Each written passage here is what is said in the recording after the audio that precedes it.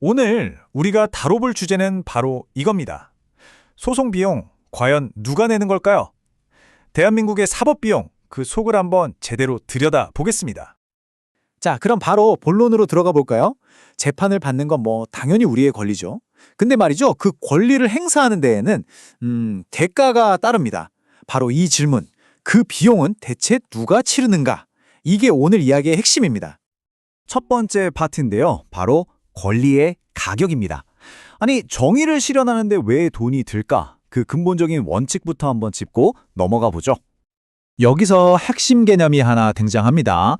바로 재판 유상주의라는 건데요. 말이 조금 어렵죠? 근데 풀어보면 간단해요.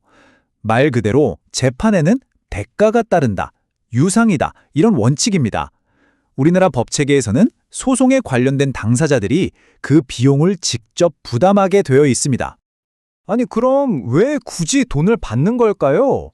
정의는 공짜여야 하는 거 아닌가 싶으시죠? 가장 큰 이유는요, 바로 사법 시스템이 마비되는 걸 막기 위해서입니다. 생각해보세요. 만약 소송이 완전히 공짜라면 아마 사소한 일로 혹은 그냥 상대를 괴롭히려고 소송을 거는 사람들이 엄청나게 늘어날 거예요. 그러면 진짜로 재판이 필요한 사람들이 피해를 보게 되겠죠? 좋습니다. 그럼 소송을 하게 되면 구체적으로 어떤 돈이 나가는 걸까요? 그 법률 비용 청구서 한번 제대로 파헤쳐 보겠습니다. 도대체 어디에 돈을 내는 건지 그 내역을 자세히 뜯어보죠.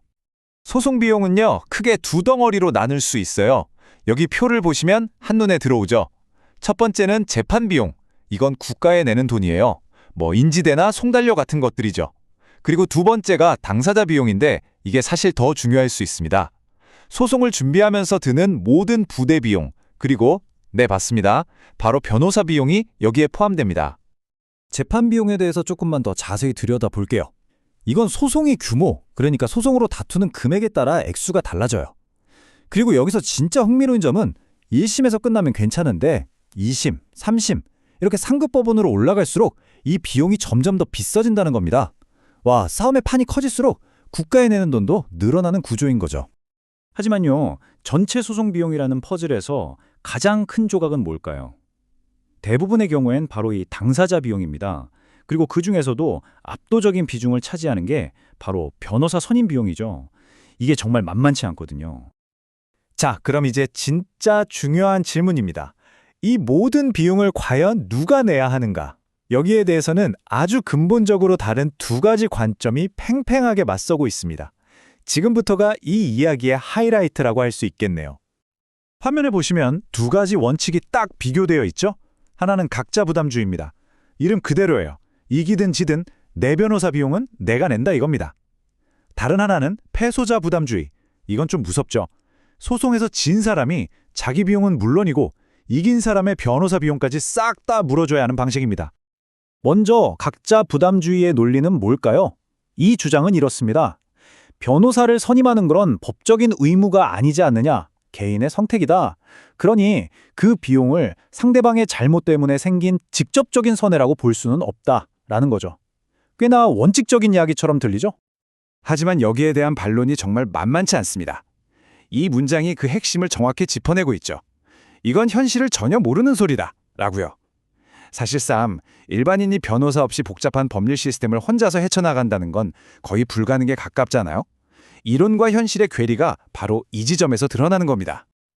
그렇다면 수많은 법 원칙들 중에서 대한민국의 선택은 과연 무엇이었을까요?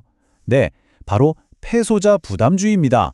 우리나라는 진 사람이 이긴 사람 비용까지 물어주는 원칙을 택했습니다. 이 선택이 우리 사회에 어떤 영향을 미치는지 한번 살펴보시죠. 패소자 부담주의를 채택한 데에는 나름의 이유가 있습니다.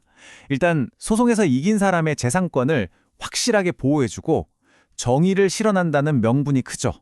또 한편으로는 어설프게 소송 걸었다가 지면 큰일 나겠는데 하는 생각에 사람들이 무분별한 소송을 자제하게 만드는 효과도 있습니다. 법원의 부담을 줄여주는 거죠. 그래서 실제로는 이렇게 적용됩니다. 아주 간단해요. 만약 소송에서 100% 졌다면 상대방 소송 비용까지 100% 물어줘야 합니다. 만약에 한 7대 3 정도로 일부만 졌다면 법원이 그 비율에 맞춰서 비용을 나누게 하고요. 그러니까 소송 결과에 따라서 내가 내야 할 돈이 명확하게 결정되는 시스템인 겁니다. 자, 여기까지 들으면 굉장히 합리적이고 공정한 시스템처럼 보이죠? 그런데 말입니다. 이 완벽해 보이는 논리에는 우리가 예상치 못했던 어두운 그림자가 숨어 있습니다. 이 제도가 낳은 중대한 부작용, 한번 들여다볼까요? 문제는 바로 이겁니다. 혹시라도 소송에서 지면 상대방의 어마어마한 변호사 비용까지 내가 다 물어줘야 한다는 그 공포감, 이 두려움 때문에 명백하게 내가 옳고 정정한 권리가 있음에도 불구하고 아예 소송 자체를 포기해버리는 사람들이 생긴다는 거죠. 이게 바로 위축 효과입니다. 이런 문제는 특히 공익소송이라는 분야에서 아주 심각하게 나타납니다. 공익소송이 뭐냐면요. 사회의 잘못된 제도를 바꾸거나 소수자의 인권을 보호하거나 거대한 국가 권력을 견제하는 것처럼 사회 전체의 이익을 위해서 제기하는 소송을 말해요. 이런 소송은요, 보통 용기 있는 시민 한 명이나 작은 단체가 우리 모두를 대표해서 싸우는 경우가 많습니다. 그래서 이기면 그 좋은 결과는 사회 구성원 모두가 누리게 되죠. 이 슬라이드가 이 비극적인 과정을 단계별로 잘 보여주고 있어요. 한번 보세요. 1단계, 어떤 시민이 공익을 위해 큰 용기를 내서 소송을 겁니다. 2단계, 하지만 질 수도 있겠죠? 3단계, 만약 지면 패소자 부담 원칙이 그대로 적용됩니다. 4단계, 결국 그 시민은 혼자서 상대방, 거대 기업이나 정부의 막대한 소송 비용까지 다 떠안게 되는 거예요. 5단계, 결과는 뻔하죠. 이런 엄청난 금전적 위험 앞에서 누가 선뜻 공익을 위해 나서겠어요. 결국 꼭 필요한 사회적 활동이 위축되는 겁니다. 이게 바로 이 문제의 핵심에 있는 비대칭성입니다. 구조 자체가 기울어져 있어요. 원고가 이기면 그 혜택은 우리 사회 전체가 함께 누리는데 만약 원고가 지면 그 금전적 부담은 싸움에 나섰던 단 한 사람이 오롯이 짊어져야 한다는 것. 이거 정말 공정한 게임이라고 할 수 있을까요?